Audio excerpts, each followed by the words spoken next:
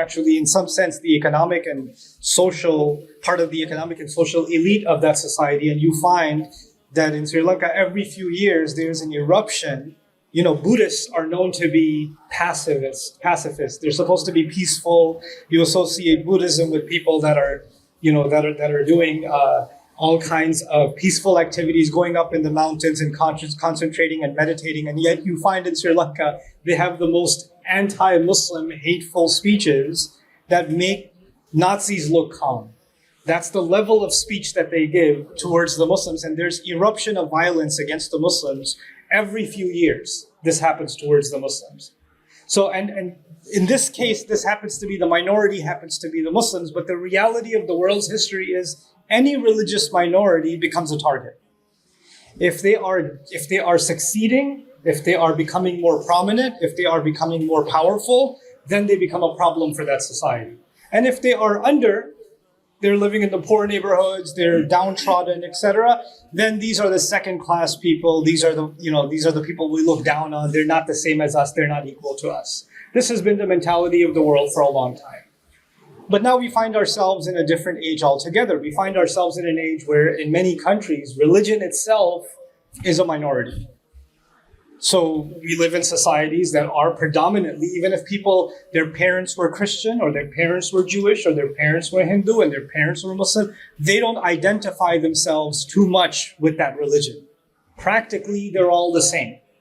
They're all hanging out together. They all have the same habits. So you might find at a bar in different countries, you might find a Christian, a Jew, a Muslim, a Hindu all having a drink together.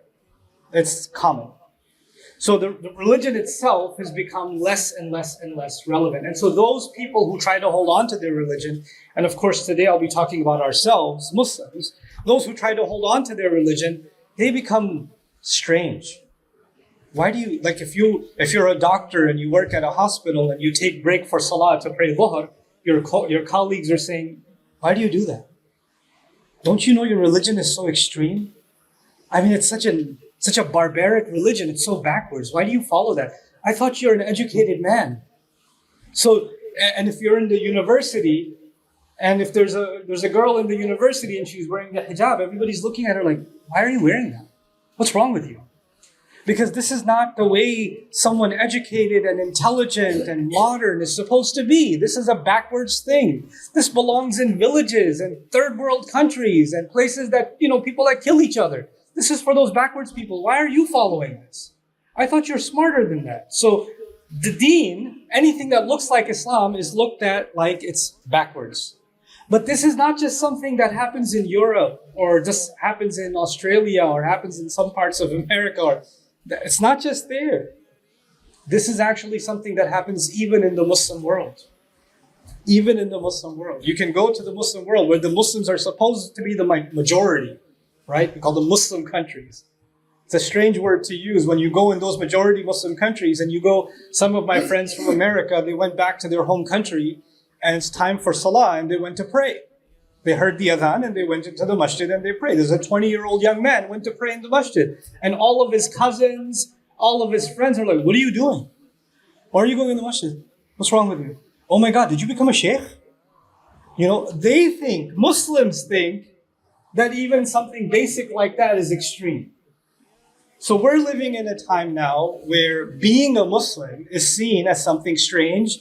Interestingly, it's seen as something strange by non-Muslims, but it's also seen as something strange by Muslims themselves. They themselves. And in that environment, you feel like you always have to defend your religion. There are people who write to me, that talk to me, young women that are doing their PhD in microbiology and other subjects, very intelligent people, right? And they pray and their colleagues are atheists and they're always making fun of Islam, always making fun of the Quran, always making fun of the Prophet ﷺ. And they're like, how do I answer these people? What do I say to them? We're always defending ourselves. We're always under the attack, verbally at least, and we're always defending ourselves. No, Islam is not like that. Oh, yeah, those are some crazy Muslims. I'm not like them. I'm normal. We're just trying to prove ourselves to be normal all the time. So you're always on the defensive. And you know what? It doesn't feel good to be on the defensive. Then eventually the thought comes in your head, maybe Islam is not so great after all.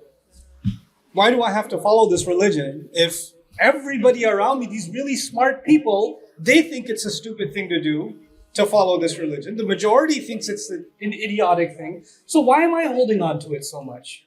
Maybe it's just because of is it because of my parents? Is that why I'm Muslim? Is it because I come from a brown country? A black country? Is that why I'm Muslim? That's the only reason? Is because, it was given to me. Like, if I was born in a Hindu family, maybe I would have been Hindu. If I was born in a Christian family, maybe I would have been Christian. Maybe the only reason I'm Muslim is because I was born in a Muslim family. That's the only reason. Why else do I have to hold on to this religion? And the only reason I'm not questioning it, because if I question it, my mother will have a heart attack. But actually, in my head, I have all these questions, because all these questions were put in my head by the world around me. And anybody who's successful looks like anybody who's successful is not religious. So you know what else is happening? And anybody who's extreme and backwards is religious. So in my head, success is the same as not being religious. And being backwards and extreme is the same as being religious. So why do I need this religion? I don't want to be unsuccessful. I don't want to be backwards. I even met someone who told me that even though they know better, but the moment they see a Muslim, the moment they see a woman in hijab, they think this is someone backwards and oppressed. This is someone oppressed. This is someone who doesn't have freedom.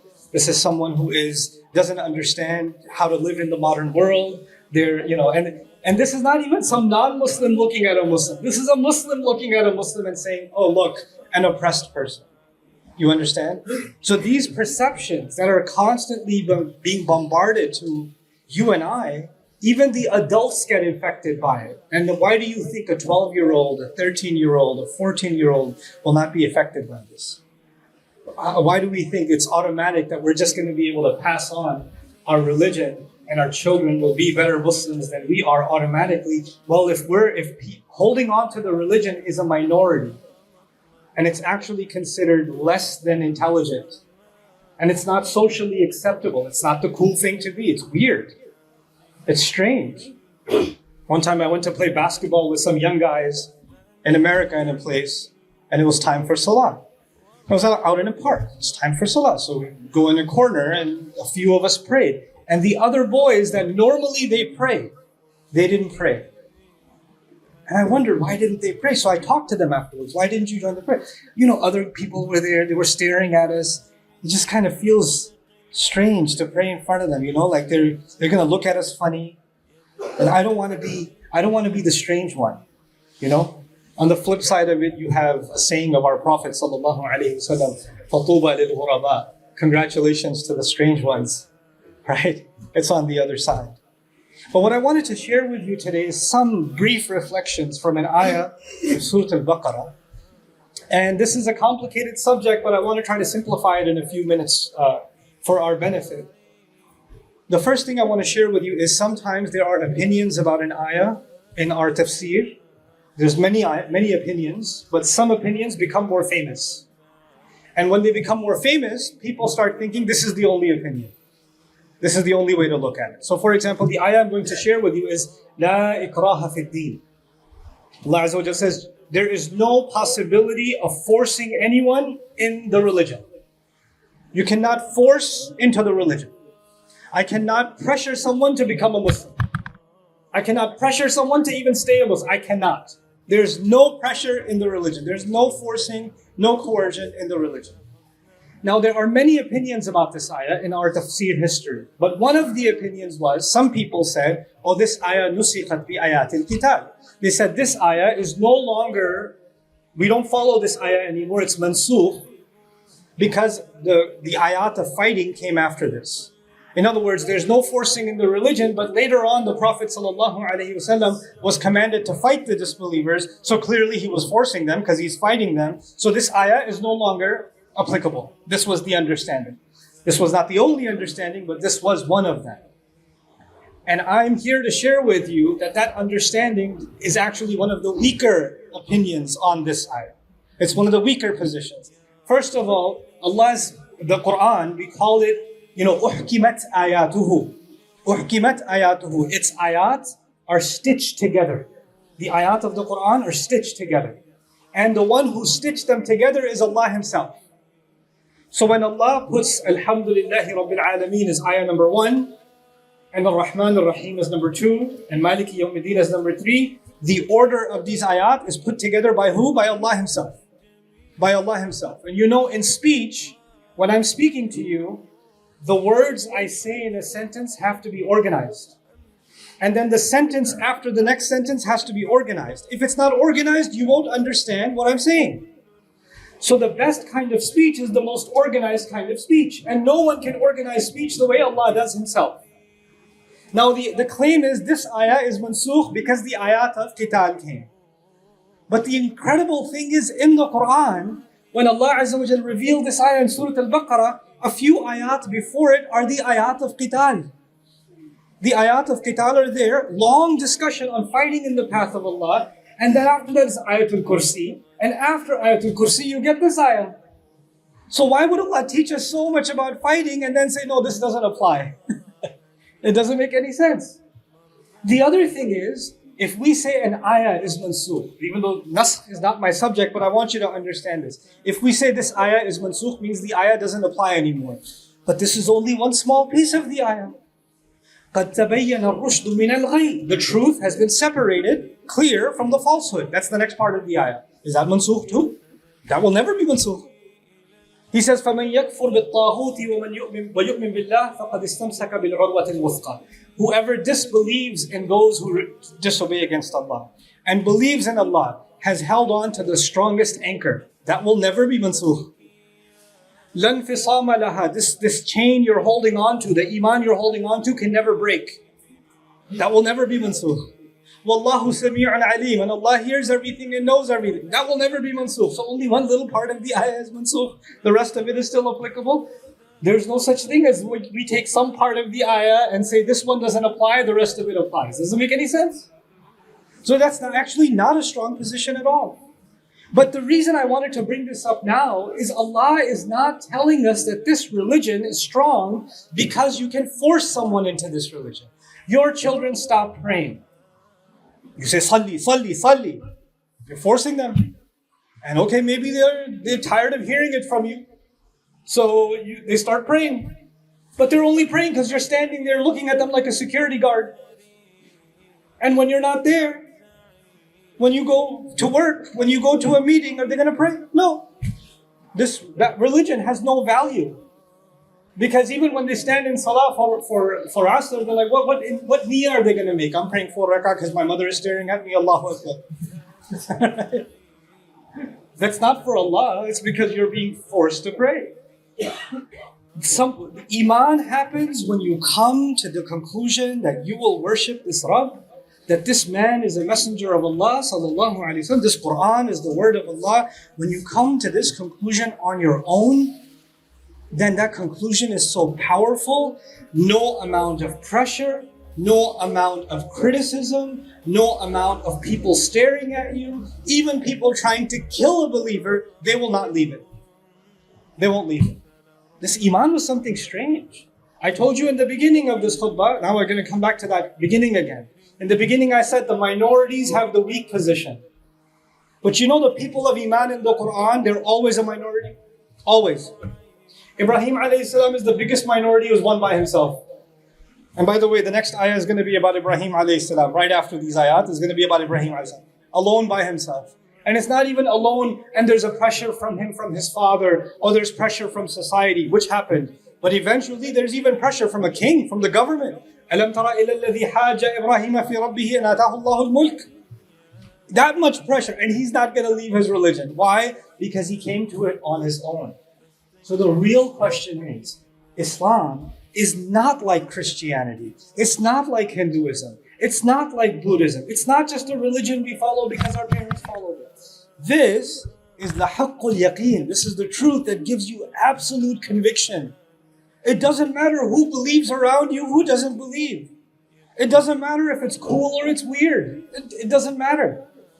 You become so powerful in your faith internally that you could have darkness all around you, and the darkness doesn't make you dark. And so I want to conclude this with an analogy that, it's in this ayah, And Allah Azza wa Jal mentions it in more detail other places. Here Allah says, Allahu waliyul ladina amanu. Allah is the protective friend of those who have Iman. If you really develop faith, why, ask yourself, these people in Mecca, especially the young people, I want you to think about this for yourself. You see non-Muslim friends of yours in college, university, high school, whatever, right? You see those friends, they can talk however they want, they can drink whatever they want, they can smoke whatever they want, they can do whatever they want, and you know what I mean. They can watch whatever they want, and you're like, my parents think that's haram.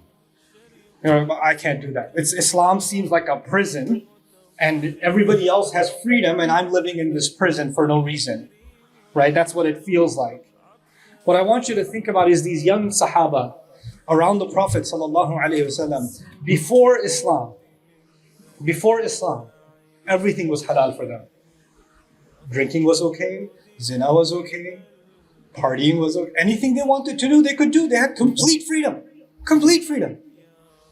And then the Prophet is calling them to this religion. And the moment they accept this religion, their family is going to hate them. Their society is going to hate them. They're going to be socially and economically and politically boycotted. And all the things they used to enjoy, they can't enjoy them anymore. Life became hell. All for what? For accepting this religion. So the question is, you have to give so much up to accept this religion, and nobody's forcing them. In fact, everybody's forcing them, come back to normal. Leave. This is too much. Just come back to normal. The question is, what is so powerful that they're giving up everything? Everything that they desire inside, they're giving it up.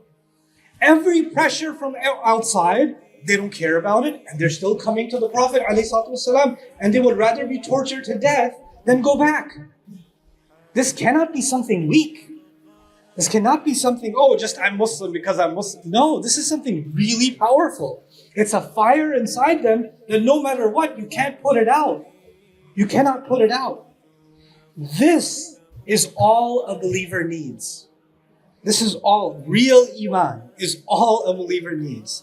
Then every other pressure, every other social structure, every other norm, everything that's normal to everyone else and it's not normal to you as a Muslim, all of that becomes easy to handle. Then you don't say, it's so hard. Life in Europe is so hard. Ya Allah, life in America is so hard. Ya Allah, life here is so hard. Life there. No, you think your life is hard? No, I'm pretty sure the life in Makkah was much harder. The life of Ibrahim alayhi salam was much harder. But Allah Azza wa Jal gave them, وَجَعَلَ عَلَيْكُمْ فِي الدِّينِ مِنْ حَرَجٍ. There's no difficulty in this deen for you. Why? Because you're absolutely convinced. Now let me give you yet another example before I wrap this up. Some young man decides that he's going to join the football team. He thinks he's got talent and he wants to join the football team. When he joins the football team, or he wants to join, he's going to train hard, yes or no? He's going to run every day, he's going to train hard every day, and other people will look at him and say, man, don't you get tired? Yeah, man, I get really tired. But I love it. I love it. Other people, I could never make that kind of effort. That's too much. It's raining outside, he's running and he's training. It's sunny outside, it's too hot out. He doesn't care. He's training because he wants to join the team. All that pain, all that, he's restricting his diet. All his friends are eating ice cream. He's having a salad. Why is he doing that? Why is he training himself like that? Because he has a goal in front of him, and that goal is so powerful that he's willing to go through any pain because he sees that goal. What Allah did in the Quran for those who have Iman, He gave them a goal. He gave them a really powerful goal. Once they become convinced of that goal, then anybody else sees that as pain. You see it as, I love it. I enjoy it. This struggle is my favorite thing. This is what makes me stronger. This is what makes me unique. And not everybody is capable of struggle. Not everybody can join the football team. It's not just about physical ability, it's mental, it's grit, isn't it? You have to have the mental will to get up every morning, to make the same good choices, to stay away from laziness, to curb your diet. You have to do all of those things. You have to have strong will. This is actually a kind of struggle against yourself. And this is the same thing Allah demands from believers. وَنَهَى النَّفْسَ عَنِ الْهَوَىٰ. You prevent yourself from your whims, disciplining yourself. It's a powerful thing. But once Iman comes in, Allah Azza wa Jalla takes care of the rest. The idea that I wanted to share with you today, because I've come to Sonabo a couple of times, and I saw, mashallah, the masjid is here. It's a small masjid. I don't see a lot of youth. I see youth sometimes. And it's a scattered community. So I understand there's no environment, no consistent environment where your Iman can be reinforced. But that's not an excuse. That's not a reason for you not to be the strongest Muslims. Anybody else can say, oh, we came to this society, we mixed with the non-Muslim culture, we became like them, and we forgot about our religion. That's fine. Muslims don't have that excuse. We have the word of Allah with us. We're the religion of Ibrahim alayhi salam. Whether we're standing next to 1 million people at Hajj, or we're standing by ourselves alone for 20 years, doesn't matter. Our Islam is our Islam. It doesn't depend on anybody else. It doesn't lean on anybody else. It's actually your own personal grit and responsibility. So Allah says, يُخْرِجُهُم مِّنَ الظُّلُمَاتِ إِلَى النُّورِ. He pulls them out of darknesses into light. This religion will not be forced on you. But once you have it deeply inside you, no one can force it out of you. No one can force it out of you. It's the most powerful gift that Allah has given human beings. And when they have it, Wallahi al-Azim, like Allah says in Surah Al-Hajj, He says, مَا قَدَرُ اللَّهَ حَقَّ قَدْرِهِ إِنَّ اللَّهَ لَقَوِيٌّ عَزِيزٌ. They didn't appreciate Allah like He deserved to be appreciated. Allah is qawi, Allah is mighty. You know what that means? That when we have Allah, Iman of Allah in our hearts, and nobody's stronger than you. Everybody else is weak. Every other belief, every other idea is weak. You don't feel inferiority complex. You don't feel like these people are better. You don't feel like you wish you could be more like them. You don't feel like, oh, Islam is so harsh. Those feelings disappear because you become stronger inside of yourself. And I pray that for every young man and woman. I pray that for every household, that Allah Azza wa Jal gives us that strength of Iman and that confidence in what Allah has given us. This thing, this Quran that Allah gave us is so powerful, it changed the entire world. Why do you think it can't change you? Why do I think it can't change me? It changed the entire world. It changed the map of this planet. This one book, this one revelation. Allah Azza wa Jal put the light of Iman and the light of the Quran deep inside of our hearts and really make us understand why is it that we're Muslim and we're able to carry this religion with confidence and with pride no matter where we live. Barakallahu li wa lakum fil Qur'an al-Hakim.